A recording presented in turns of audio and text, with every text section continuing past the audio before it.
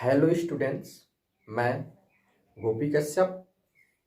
आज हम देखेंगे बीएससी प्रथम का मैथ्स पेपर नंबर 1 का यूनिट नंबर 1, जिसका एक टॉपिक रैंक ऑफ मैट्रिसेस है। पिछले कक्षा में हमने रैंक ऑफ मैट्रिसेस की चर्चा एक शॉर्ट तरीके से रैंक याद करने के विधि के बारे में चर्चा किया था।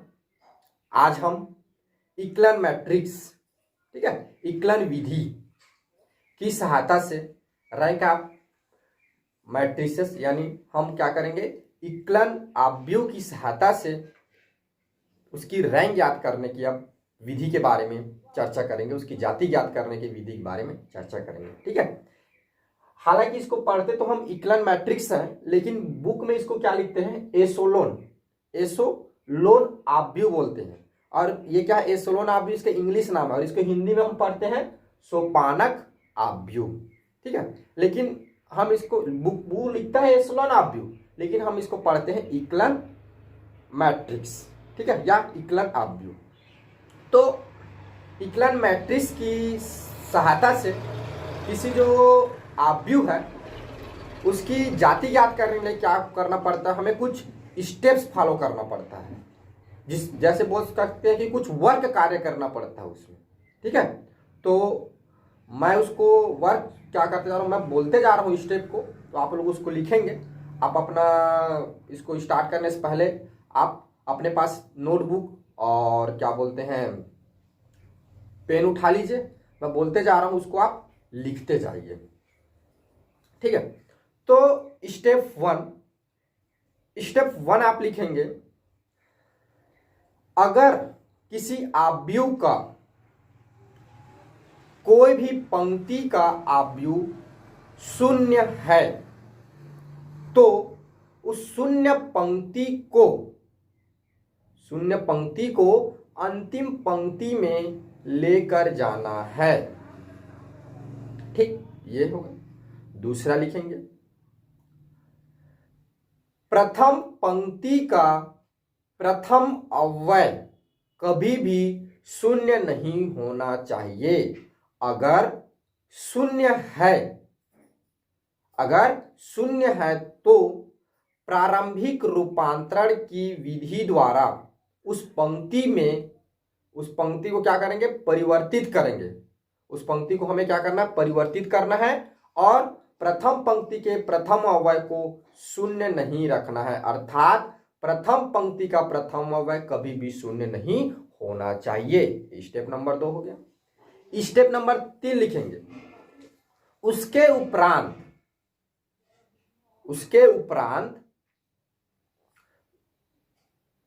प्रारंभिक रूपांतरण द्वारा व्युत्क्रम ज्ञात करने के लिए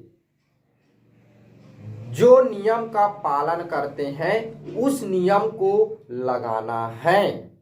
ठीक है, स्टेप नंबर 3 क्या है, उसके उपरांत प्रारंभिक रूपांतरण की सहायता से व्युत्क्रम ज्ञात करने के लिए जो नियम लगाते हैं उसमें उस आव्यूह में हमें क्या करना, वही नियम लगाना है। ठीक, अब जब नियम लगाने के बाद फिर हमारा स्टेप नंबर 4 में आएंगे। स्टेप नंबर 4 तत्पश्चात लिखेंगे, स्टेप नंबर 4 तत्पश्चात स्वतंत्र पंक्तियों और स्वतंत्र स्तंभों की संख्या की हमें गिनती करना है। ठीक, अब स्टेप नंबर 5 जो हमारा उत्तर स्टेप है, आंसर स्टेप है, स्टेप नंबर 5 में लिखेंगे, स्वतंत्र पंक्तियों और स्वतंत्र स्तंभों की संख्या ही हमारी उस आव्यूह की जाति रैंक ऑफ मैट्रिक्स कहलाती है। ठीक है, जिसको मैंने क्या किया, जिसको मैंने लंबे लंबे लाइनों में लिखा है, मैंने आपके लिए वो सुविधा हो जा करके मैंने क्या किया, उसको छोटे से लाइन में उसको लिख दिया, जिससे आपको क्या हो, याद करने में आसानी हो। देखते हैं, मैंने देखो लिखा है, स्टेप 1 में लिख दिया, शॉर्टकट तरीके से मैंने लिखा ताकि आपको पढ़ने में आसानी हो। स्टेप नंबर 1 है शून्य पंक्ति को सबसे अंतिम पंक्ति में रखना है। ठीक, स्टेप 2 है प्रथम पंक्ति का प्रथम अव्यय शून्य नहीं होना चाहिए। बोला था मैंने, अगर शून्य होगा तो उसको क्या करना है, प्रारंभिक रूपांतर की सहायता से उसके पंक्ति को परिवर्तित करना है। ठीक, स्टेप नंबर 3, प्रारंभिक रूपांतरण से आव्यूह का व्युत्क्रम निकालने का नियम लगाएंगे। अब इसके बाद क्या करना है, आव्यूह का जो व्युत्क्रम निकालने जो नियम लगाते हैं उस नियम को लगाना है तीसरा में। ठीक है, स्टेप नंबर 4 होगा हमारा, स्वतंत्र पंक्ति और स्वतंत्र स्तंभों की संख्या क्या करेंगे, हम गिनती करेंगे। स्टेप नंबर 5 है, स्वतंत्र पंक्ति और स्वतंत्र स्तंभों की जो संख्या ही हमारी क्या होगी, आव्यूह की जाति रैंक होती है। ठीक है, तो किसी मैट्रिक्स को इक्लन विधि से, या जिसको बुक में लिखता है एशेलोन विधि से, उसको अगर सॉल्व करना है तो हम इन 5 स्टेप से होकर जाएंगे, तब हमें क्या मिल जाएगा, हमारा आंसर प्राप्त हो जाएगा, हमारे जो आव्यूह है उसका हमें रैंक मिल जाएगा। तो ये इस विधि से किसी आव्यूह का रैंक याद करने के लिए इन 5 स्टेपों का पालन करना पड़ता है। चलिए अब हम एक मैट्रिक्स ले लेते हैं और मैट्रिक्स से समझने की कोशिश करते हैं, इन स्टेप को लागू करके देखते हैं कि कैसे हम किसी मैट्रिक्स की रैंक याद करते हैं। ठीक है, चलिए देखते हैं। देखिए, मैंने एक यहाँ पर 3x3 का क्या लिया है, एक मैट्रिक्स लिया है। अब इस मैट्रिक्स की हम क्या करेंगे, जाति याद करेंगे। जो हमने 5 स्टेप किससे जाति याद करेंगे, इक्लन फॉर्म से। ठीक है, जिसको बुक क्या लिखता है, एशेलोन। आप कंफ्यूज मत होना, एशेलोन बोले चाहे इक्लन बोले एक ही बात है। ठीक है, तो मैं इसको क्या इक्लन पढ़ते हैं अधिकतर, तो इसलिए मैं इक्लन पढ़ रहा हूँ इसको। ठीक है, तो इक्लन विधि जब देखेंगे तो क्या करना हमें, उसमें 5 जो मैंने स्टेप बताया उन 5 स्टेप से क्या करना हमें होकर जाना है। जब उन 5 स्टेप से हम गुजर जाएंगे तो अंतिम में हमें क्या मिल जाएगा, उसकी रैंक मिल जाएगा। ठीक है, तो एक मैट्रिक्स है 3x3 का। तो पहला हमारा स्टेप क्या रहता है, अगर किसी आव्यूह का कोई भी पंक्ति शून्य है तो उसको क्या करना है, अंतिम पंक्ति में लेकर जाना है। देखो यहां पर देखो, ये क्या है, R2 हमारा रो क्या है, पूरे क्या है, सभी एलिमेंट 0 0 है R2 का। तो इसको हमें पहला स्टेप्स क्या करना, नीचे लेकर जाना, सबसे अंतिम पंक्ति। मैंने क्या किया, R2 और R3 में इंटरचेंज कर दिया, मैंने पंक्ति 2 और पंक्ति 3 में मैंने क्या किया, इंटरचेंज किया, तो मैंने इंटरचेंज कर दिया। ठीक, ये हमारा पहला स्टेप। स्टेप नंबर 2 अब क्या बोलता है, ये काम हो गया, प्रथम पंक्ति का प्रथम अव्यय। स्टेप नंबर 2 बोलता है प्रथम पंक्ति का प्रथम अव्यय कभी भी शून्य नहीं होना चाहिए। अगर शून्य है तो प्रारंभिक रूपांतरण, ठीक है, पंक्ति संक्रिया या स्तंभ संक्रिया द्वारा क्या करना है, उस प्रथम पंक्ति के प्रथम अव्यय को अशून्य बनाना है, इंटरचेंज करके। ठीक है, माने बदल के उसको। तो देखो अब उसके बाद क्या देखते हैं, ये देखो प्रथम पंक्ति का प्रथम अव्यय क्या है, शून्य है।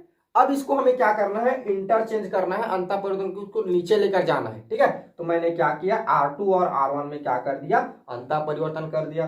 मैंने R1 को R2 पर लिख दिया और R2 को R1 पर लिख दिया। ये देखो 2 3 5 0 1 2 0 0 0, ये स्टेप नंबर 2 फॉलो हुआ, तब हमारा क्या बन गया, मैट्रिक्स ये बन गया। ठीक है, अब तीसरा बोलता है, अब उसके उपरांत हमें क्या करना है, इस पर क्या करना है, प्रारंभिक जो रूपांतरण जिससे हम क्या करते हैं, व्युत्क्रम ज्ञात करते हैं, उन सभी स्टेप्स को, नियम को इस पर लागू करना है। तो प्रारंभिक रूपांतर संक्रिया द्वारा व्युत्क्रम ज्ञात करने के लिए हम क्या करते थे, इनको क्या बनाना है, हमें यूनिट मैट्रिक्स बनाना है। हमारा टारगेट क्या रहता था, व्युत्क्रम ज्ञात करने के लिए इसको यूनिट मैट्रिक्स बनाना है। यूनिट मैट्रिक्स किसको बोलते हैं, इकाई आव्यूह, वह आव्यूह जिसका विकर्ण, ठीक है, डायगोनल में क्या हो, 1 1 हो, और अदर जितने एलिमेंट है वो क्या होना चाहिए, 0 0 होना चाहिए। तो अब चलो इसको हम क्या करते हैं, यूनिट मैट्रिक्स बनाने की कोशिश करते हैं। तो क्या करेंगे उसके लिए, इसके लिए हम क्या करेंगे भाई, ये हमारा 2 है तो इसको तो हम 1 आसानी से बना सकते हैं। क्या करना है हमें, ये विकर्ण में हमें कुछ एलिमेंट चाहिए और बाकी एलिमेंट को 0 बनाना, मेन टारगेट ये रहता। तो देखो अब हमें क्या करना है, तो ये विकर्ण है, ये हो गया, लेकिन अब इन एलिमेंटों को हमें क्या करना है, 0 करना है। तो जब हमने एलिमेंटों 0 करने के लिए हमने क्या किया, एक संक्रिया लगाया यहाँ पर R1, ये संक्रिया लगा R1 माइनस 3R2, मतलब R1 में एक संक्रिया लगाना है, R1 में क्या करना है, घटाना है 3 का गुणा करके, किसमें, R2 में। तो R2 में मैंने 3 का गुणा कर दिया यहाँ, और क्या किया, R1 में घटाते, तब मुझे प्राप्त हुआ 2 0 -1 0 1 2 0 0 0। ठीक, अब देखो यहां से तो अब क्लियर हो गया, अब ये विकर्ण अब 0 हो गया तो हम आगे नहीं कर सकते अगर हम प्रारंभिक रूपांतरण से व्युत्क्रम ज्ञात करने में देखें। यहां पर थोड़ा सा अधिक कार्य करना पड़ता है। ठीक है, क्या करना पड़ता है, अब देखना है कि यहां पर स्तंभ पंक्ति और स्तंभ संक्रिया और पंक्ति संक्रिया, इसको इस पर लगाना है और लगा के हम जिस भी एलिमेंट को 0 कर सकते हैं उसको 0 करने की यहां पर कोशिश करना है। ठीक है, अधिकतर तो देखो अगर हम क्या कर दें, अगर इस पर हम कॉलम संक्रिया लगा दें, स्तंभ संक्रिया लगा दें, तो उसकी सहायता से हम क्या कर सकते हैं, इसको और इसको 0 कर देंगे। क्यों सबको हम 0 कर रहे हैं भाई, 0 इसलिए कर रहे हैं क्योंकि हमें स्वतंत्र पंक्तियों और स्वतंत्र स्तंभों की संख्या याद करना है। जब हमें इंडिपेंडेंस रो एंड कॉलम उसका अगर हमें नंबर मिल जाए, वही क्या है, हमारा रैंक है। तो इसको स्वतंत्र बनाने के लिए हम क्या करना पड़ेगा, जो जितने परतंत्र है, ठीक है, माने जिसको 0 बना सकते हैं उसको हमें पहले क्या करना है, 0 बनाएंगे। तो यहां पर थोड़ा सा एक्स्ट्रा कार्य करना है। ठीक है, 0 बनाएंगे जिसको हम 0 बना सकते हैं, जिस भी एलिमेंट को। तो ठीक है, तो यहां पर मैंने एक संक्रिया लगा C3 tense to C3 plus C1, अर्थात C3 में क्या करना है, 2 को गुणा करके C1 को जोड़ देना। देखो मैं ये क्या C1 है, ये क्या है हमारा C3 है, तो इसमें मैं क्या करूंगा, इस पे 2 को गुणा करके इस पे जोड़ दूंगा। ठीक है, तो 2 को गुणा करके इस पे जोड़ा, ये हो गया, 2 गुणा करके इसमें जोड़ा, -1 हो गया। ठीक, अब ये यहां पर मैंने थोड़ा सा ये देखो इस पर क्या किया, 2 -1 ये 0 हो गया। मैंने यहाँ पर थोड़ा सा मिस्टेक किया, मैं ये C3 पर मैं क्या करूँ, 2 को गुणा करूँ, ये हमारा 4 आएगा। ये थोड़ा सा मैंने मिस्टेक कर दिया था, सुधार देता हूँ, ये आ गया 4। ठीक है, अब क्या कर रहे हैं, अब फिर हम क्या करें, अगर C3 पर फिर पुनः संक्रिया लगाए, C3 माइनस, अब इस पर क्या करना है, 4 करना है। ठीक है, क्योंकि 4 का जब इस पर हम गुणा, इसमें क्या करेंगे, C2 में अगर 4 को गुणा करके इसमें घटा दे तो ये क्या हो जाएगा, 0 हो जाएगा। तो मैंने क्या किया, इस पर 4 को गुणा करके मैंने ये C1 पे क्या किया, 4 को गुणा करके C3 से घटा दिया, C1 पे नहीं, C2 पे, C2 पे मैंने क्या किया, 4 को गुणा करके क्या कर दिया, C3 से घटा दिया। तो क्या करना है, इस पर 4 गुणा करके इसमें घटा दिया, ये क्या होगा, 0 0 आ गया। देखो ये सब एलिमेंट 0 हो गए। मतलब अब देखते हैं यहां पर स्वतंत्र पंक्तियों की संख्या, तो भाई स्वतंत्र कितना है, 1 पंक्ति और ये 2 पंक्ति, तो 0 0 है, ये स्वतंत्र नहीं है, परतंत्र है। तो स्वतंत्र पंक्तियों की संख्या कितनी हो गई, 2, और स्वतंत्र स्तंभों की संख्या कितनी हो गई, 1 2, ये तो परतंत्र कितनी है, 2, स्वतंत्र पंक्तियों की संख्या 2। तो अतः ये जो हमारा मैट्रिक्स ए है उसकी रैंक क्या होगी, रो आपे, रैंक को हम क्या करते हैं, जाति को, रैंक को हम रो से दर्शाते हैं। ठीक है, रो एक ग्रीक शब्द है, रो क्या है, RHO है, रो।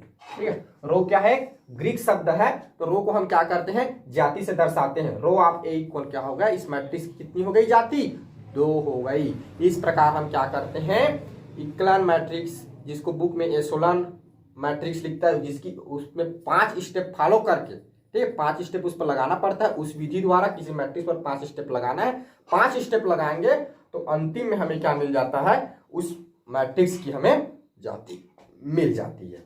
ठीक है, समझ में आ गया ना। अगर नहीं आया है तो फिर से वीडियो को रिवाइज करिए, फिर पुनः स्टार्टिंग से फिर देखिए, आपको समझ में आ ही जाएगा। ठीक है, अब हम देखते हैं कि जब हमारे मैट्रिक्स का ऑर्डर समान और असमान हो, उस स्थिति में हमारी रैंक क्या हो सकती है। ठीक है, तो पहले देखते हैं, नोट करके मैंने लिखा है कि यदि एक मैट्रिक्स है जिसकी ऑर्डर क्या है, m क्रॉस n का एक कोटि का क्या करते हैं, एक आप भी लेते हैं। ठीक है, तो पहला देखो, अगर कोई मैट्रिक्स क्या है, मान ले जाए 4 क्रॉस 3 का है, जिसमें 4 पंक्ति और 3 स्तंभ है, तब इसकी रो क्या होगी, रो होगा, छोटा होगा या तो बराबर होगा किससे, मिनिमम 4 3 से। ठीक है, मिनिमम, तो 4 3 में मिनिमम क्या है, 3 है, तो इसकी जाति क्या होगी, 3 से कम होगा या तो इसके बराबर होगा। रो आप ए 3 से छोटा होगा या 3 से बराबर होगा, कब कि जब कोई मैट्रिक्स की क्या होगी, ऑर्डर 4 क्रॉस 3 हो तो।